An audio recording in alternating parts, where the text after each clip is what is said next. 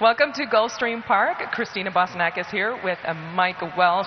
It is Wednesday, February 5th. We're trucking along. Such a big weekend. Just had Super Bowl weekend on the last weekend, on last Sunday, and this weekend, such a big weekend. Super Bowl weekend pales in comparison to Don weekend, especially when you have Groupie Doll and Will Take Charge and the fields we're going to have here this weekend. So looking forward to this weekend much more than the Super Bowl.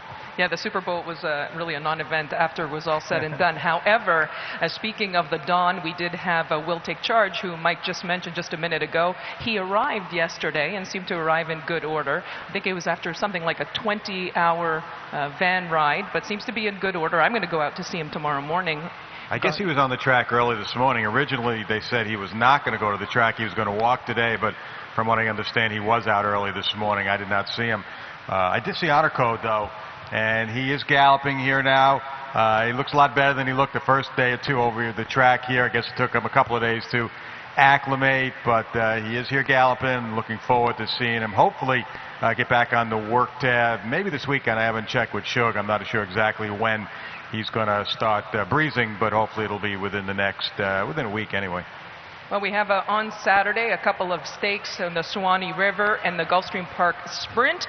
And on Sunday, highlighted by the Dawn Handicap, we also have the Gulfstream Park Turf Handicap, also a great one. The Hurricane Birdie, as Mike had just mentioned, Groupie Doll running in that one. She schooled here just the other day, but just like a really, really nice card. Yeah, I mean, the Dawn, it looks like they're going to have a field of 10 now. I just checked with the racing office. Will Take Charge is going to be the high weight. He's going to be the favorite, but you've got Revolutionary, and you've got Leia, and you've got River 7. I think all three of those horses, if Will Take Charge is not on top of his game, I think have a chance to spring the upset in there. Uncaptured's going to run, Neck and Neck is going to run, Romance, Joshua's Comprise, Viramundo, and I think I mentioned 9, and I'm leaving 1 out. But right now it looks like 10. That's pretty good. Yeah, off the top of my head. The Gulfstream Park Turf, remember last year, point of entry in Animal Kingdom. We don't have any point of entries or Animal Kingdoms. It's going to be a small field, looks like 6 to 8. Summer Front will probably be the favorite in there. Amira's Prince is going to run, but coming off a long layoff, hasn't run in about a year for trainer Bill Mott, getting him back in the Gulfstream Park Turf. So, and then the Hurricane Birdie, with Groupie Doll in there, they're going to be hard pressed to get a field of 5 or 6 in there, I think. So a wonderful, definitely a wonderful action, also wonderful fields for this weekend. And we have a couple of seminars coming up for these big weekends on Saturday, kicking off with Andy Beyer this Saturday at 11 a.m. up in the Sport of Kings. We also have Jay Privman, February 22nd, and Stephen Christ, March 29th. A couple of guys that you know pretty well. Yeah, I know them okay, I think. They're decent handicappers, the second or third best that I know of. And I also think I saw Andy Serling's going to be here maybe with you on Sunday. At least he tweeted that. I don't know if you'd heard, but Andy tweeted it out today. I think he's going to be here to do the Fox show for the Dawn Handicap this weekend. So he's not only good, but a lucky man as well, apparently. He will be here on Sunday. So look, if he can get out of New York, I mean, with the weather there, yeah, he better get a flight out as soon as he can, because it gets snowing there today and maybe more coming this weekend. So if he doesn't make it, Stephen and I will be here with you Sunday. Always standing in the wings. So we have a 10-race card today. We highlighted by the Rainbow Six, and we do have a carryover again, $345,000, and that kicks off in race 5. But let's get into today's action, starting off with the first race on the card, which is a 12-5 maiden claiming event. There is one scratch, number 9, Broadway Secret, and number 7 gets the services of Jose Caraballo. And Mike, what did you do in there? It's a kind of a weak field. I just took a shot. Benny's Baby Girl, making her 3rd start of her career, dropping down, adding blinkers, gets Javier. I think at this level, she really doesn't have to be much. I mean, they obviously thought a lot more of her starting her out where they did, and now they've dropped her down. This barn will just drop them where they can win. If they lose them, they lose them. So I just think Benny's Baby Girl is down where she can win. Yua Chu comes up an okay race last time. Looks like she might be the controlling speed. Not sure how the track is going to play today. I thought the rail and speed were not good on Sunday after they dominated the first 4 days last week. The track was pretty fast for training yesterday and today, so speed might be a good thing again today. And Coconut Row, turf to dirt, drop in class, kind of a logical horse, but I just took a shot with Benny's Baby Girl. I went in that same direction. And moving on to the second race on today's card, which is a starter optional claiming event with a claiming price $10,000, 1 mile on the main track. And in there, a couple scratches. Number 7, JJ's Lucky Train. Number 8, Moreover. And Mike, I think it's interesting now how it's all changed, because with JJ's Lucky Train coming out of there, who is also going to be showing speed, do you think that helps the cause of He's So Proud breaking from the rail? Probably, but I think Toe's Gray Cat also has some speed and can stalk him if he wants to. Toe's Gray Cat's coming off kind of a disappointing effort last time. I actually asked trainer Peter Wilder for an explanation. He really didn't have one. He's just going to wheel him right back in. This race is here. I did think that field overall from top to bottom that he ran in last time, even though it was pretty much the same conditions, was a tougher bunch than he's facing today. So if Toe's Gray Cat can run back to his best races, get that stalking trip outside He's So Proud, or if He's So Proud doesn't break, the inside posts going a mile. Sometimes they don't come out of there real alert. Maybe Toe's Gray Cat will even steal off on the lead. So I'm just going to give Toe's Gray Cat the nod. No Act coming off his best buyer of his career, going 7/8 last time. He's in pretty good form. He's a little bit of a question, stretching another eighth to a mile. But in good form, I like him, and He's So Proud is kind of an obvious choice. And moving on to the third race on today's card, which is a 60,000 maiden claiming event. And there's a jockey change. Number 6, Kendrick Carmouche. And I went with number 2, Broadway Zen from the Dale Romans barn. And I'm figuring this colt will be he'll be assuming a stalking position early. Maybe, yeah. He's sort of stalking, or even speed if he breaks well. Castleberry should have speed dropping out of maiden specials. Good Boy Charlie has some speed.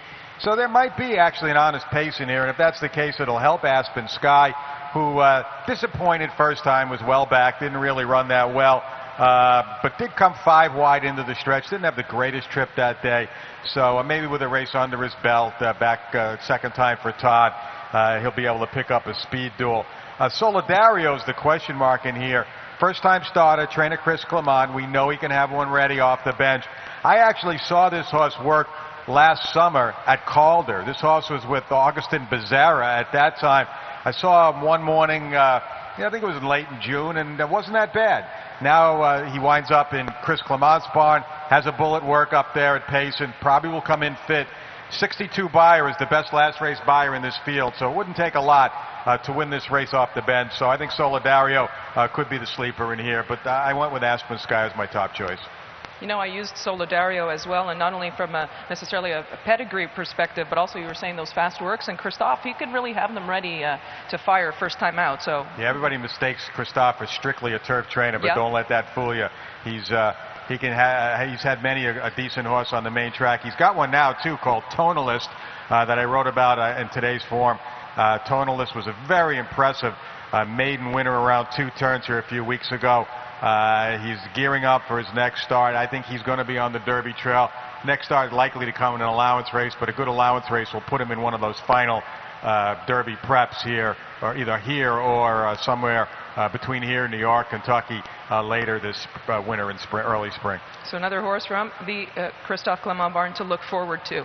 On to the fourth race on today's card, which is a 35,000 maiden claiming event. It is a mile on the main track. A couple of scratches. Number 3, Raging Mane. Number 4, Sneaky Blowout. Jockey change number 7, Jose Caraballo. And another equipment change, number 2, Elusive Success. First time gelding. Well, that's a good equipment. Well, not for him, but it might be a good change for a lot of handicappers who like that angle a little bit. But I went with Stand Up Paddle. He's 10-1 in the morning line. I doubt you're going to get 10-1. He's dropping. He's going turf to dirt off a couple of disappointing efforts on the turf. This horse has never really lived up to expectations. Trained better than he's always run. And his recent works are good as well. So maybe down with the class relief at this level. This is what Stand Up Paddle. This is where he belongs. And hopefully he can get his maiden win today. Peter Castleboy looks like the speed. Pretty game effort last time on the lead, but that was against a lot weaker, I think, than he's stepping up with again today. But Peter Walder, first off the claim, always dangerous. And Grey Day Lover, first time blinkers, first time Lasix, first time Kirk Zadie. I don't have to say any more about that situation. You know this horse is going to be live in this race as well. Looking ahead to the 5th race on today's card, which kicks off the Rainbow Six, and there is a carryover, $345,000. And a couple of scratches, number 5, Think of You, number 6, Blush Again, and there is a jockey change, number 2, Great Cross. Now, this gets the services of Emma Jane Wilson, and I went with number 8, Secret Fascination, but Mike, I see that you went in another direction. Yeah, I kind of took the horses dropping down out of that $75,000 analog girl race into this spot. I know Great Cross ran well, or, last time ran improved for a week made in 35. By the way, Julien Leparoux, there's nothing wrong with Julien. He was in Louisville the last couple of days, and because of the weather there, I guess couldn't get a flight out to be here today, so we expect him back tomorrow. I thought Coco had a bad post last time. Didn't have the greatest of trips in that analog girl race. Showed a little bit of life midway through it. Just taking a shot on the drop down here. He's going to be a big price. He's 15-1 in the book. Probably will be less than that now with the scratches, but might be a fair value in here. Secret Fascination, I agree with.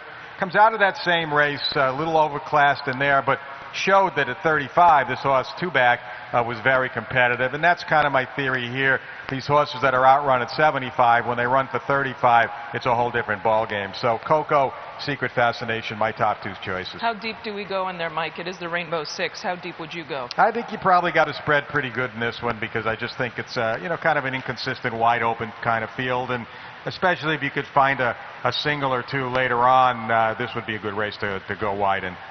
Well, looking on to the next race on the card, race 6 is a 16,000 claiming event, 7.5 furlongs on the turf course, and that race kicks off the pick 5.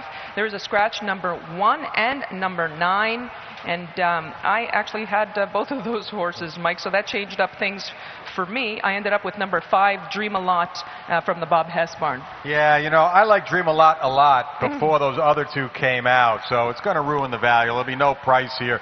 But 2 starts back, Dream a Lot got one of the best trips of the meet, one of the best rides of the meet, to win from post 14 on the Kent de Sormo to break his maiden. Last time out, he stepped up against horses that were just too good for him. One of the horses that came out of that race, though, is Grown Men Cry. That was a horse I liked here on Saturday, and despite kind of a tough trip, remember him in the first race, he exploded from last to first to win that race for this kind of a tag. And I see the same situation with Dream a Lot back at this level. I think this is where he belongs. I think he's better than these horses. But now that Defiant and Mr. William are out, he's probably going to be the favorite. Saturday at Bernie's, I thought, was the one to beat of the ones that are left. And I'd spoken to Bob Hess earlier, or actually last week, and he thought Dream a Lot was doing pretty well. So that would probably play into your theory. But maybe it might be a single in here now that those others are out of there. I just think if he gets a trip or anything close to that trip he got on graduation day, that he should beat these. On to the 7th race on today's card, which kicks off the late pick 4, and it is a 16,000 maiden claiming event, mile and a 16th on the turf course. A couple of scratches, number 5, Saravis Pete, number 9, The Best Monkey, and Mike, where did you go in this one? This is another one I think you really got to spread. I took a couple of horses coming off of pretty long layoffs. I started with Magnificent Moon. This horse has been gone for a long time. He's been training in New York. His record is not very enviable. He hasn't won a race in a lot of chances, but he's never run for a claiming tag. So they obviously got him ready in New York. Maybe he got ready sooner than they thought, or maybe this was the plan all along to obviously this horse needs turf. So they sent him down here. They sent him to Joe Orsino so he could run on the turf. This is as weak as he's ever been. I don't know how fit he is. I haven't seen him train. But if he's fit enough, coming off that long layoff, his class edge might just carry him here in this race. Underestimate, too, coming off a long layup with Giuseppe Idicerni. But note that Javier Castellano rode him back last winter when he was competitive here against Better, and he's seen fit to take the call back despite the long layoff. So the horse is going to get blinkers today. So I went with these 2 on the class play. To Dare Is to Do. Comes off a pretty good effort. 2 starts back on the turf. I'm tossing his last race in the slop. I think this horse is a logical choice. And with the scratches, he moves in a couple of spots too to post 9 instead of post 11, which will help his cause. You know, I did select number 11, To Dare Is To Do, but as you said, he always takes money. He's a little bit inconsistent, and you know, so if you're going to take a shot, this is actually a pretty good race to take a shot in. We move on to the 8th race on today's card, which is a 50,000 claiming event. It is a mile on the turf course, a couple of scratches. Number 2, Uncle Gary. Number 10, Farmers Club. And I went with number 1, Chairman Gary. And looks like we agree. Yeah, I mean, I had Chairman Gary before the scratches. Again, you're going to lose all value in here. Uncle Gare, number 2 is out. Farmers Club, number 10 is out. They were horses that were going to take some money. Chairman Gary is just too classy for the rest of these in here. Had been running and holding his own at some pretty good entry-level and optional claiming allowance races. Comes up for a condition claimant for the first time. Back in October, he ran second in a pretty good field there at Keeneland. He finished in front of several good horses. Among them, I can't read my notes here. Oh, Middleburg. Middleburg was one of the also-rans in there. Middleburg has already won an A other than here at the meet. So Chairman Gary, by all rights, with any kind of a trip, should win this race. E-Biscuit, if you're looking for a bomb, this horse is coming off some good main track works and goes back to the turf today, so maybe he'll jump up with a big effort. But I think Chairman Gary may also be a single in here. Okay, on to the 9th race on today's card, which is a allowance optional claiming, 100,000 allowance optional claiming, mile and a 16th on the main track. A pretty competitive race in here, Mike. There were several ways to go. It seems like you and I went to the same horse. I went with I thought the class factor in here, number 4, Adigan, and hasn't raced since November 17th. It was a good 4th, I thought, in the Slew of Gold, and that was Aqueduct. Obviously, he's the class, but there's a lot of horses in here that you can use. One of them is number 2, Golden Lad. He really loves Gulfstream Park. We could take a look at his latest start, Mike. Now, he is stepping up, but he's currently in form. Yeah, I just was kind of perplexed here. I didn't know what to do. You have some of these classier horses that their current form, they're coming off little layoffs, is questionable. Then you have a Golden Lad, who is taking a pretty big jump up in class, but he is in good form now. And you're going to see him run down the leader, help the fact that the leader didn't get off his left lead there. You see him getting tired. If he had switched leads, he might have been able to hold on. But Golden Lad is in good form, like you said, and he got the victory. That was a 2 other than. This is a much tougher 3 other than. But, you know, again, you go, is it current form or class? Or, you know, you got to kind of weigh your options here. He's got a good post on the inside. We'll probably get a good stalking trip in behind I'm Stepping It Up, who's the speed of the field. I'm Stepping It Up also taking a step up in class. This is probably the best bunch he's ever faced, but he looks like he could be loose on the lead, so you might, if speed is holding today, he might be an option for you. I went with Adigan also, but not with a lot of confidence. This horse kind of hung a little bit last time, but only got beat a length against a field that I thought was as good as, if not better than these, so I just took a chance here. With Adigan going to Javier Castellano. Sun's out, guns out, training well, usually trains well. Class of the field, like we said, he ran great in that Hawthorne Gold Cup. He stalked and then wound up dueling that day with Alpha before finally succumbing to a pretty good group. Like I said, he is training well, but he is kind of a hanging sword. He doesn't win a lot, so I could see anybody wanting to side against Sun's out, guns out. You also have Speak Logistics here. Came up a pretty good turf race in what was a turf experiment. Now he goes back to the dirt. He got good figures winning that 2 other than 2 starts back, but the field he beat has been disappointing. Those horses have not come back and run well out of there, so I didn't really know which way to go with Speak Logistics, so I make him a contender. I think if you're playing the pick 5s and the pick 6s, this is a race you may want to spread in as well. I actually used number 7, Speak Logistics, as well, and the only race he really didn't fire, he was going 9 furlongs. I think that's probably too far for him. And as you said, he always seems to be in the mix. He's such a consistent horse, too. Now, if the track had come up sloppy, I think it probably would have moved him up a little bit, at least in my estimation. But on to the next race, the 10th and final race on today's card. And it is a mile on the turf course, made maiden, 25,000 maiden claiming event. We've got a few scratches in there, number 5, 8, 12, and 14. And that changed things up a little bit for me. Chad Brown had 2 originally, 1 scratched out. So I landed on the second, and that would be number 1, Strategic Keeper. Getting the services of one Javier Castellano. And we could take a look at that latest race, Mike. He closed well, and he was only beaten a length, but, you know, wide into the turn. I think that was a very useful return for him. Yeah, no, it was a good race. Like you said, he was wide. It was a little bit better field than he's meeting today. You're going to see him come on the outside here. Rallied belatedly, but with a good run at the end, lugging in a little bit, still a little bit green, lightly raced, and now he's going to, you know, get a little more class relief. I had done the same thing you did. I went with his stablemate Reach for Yield.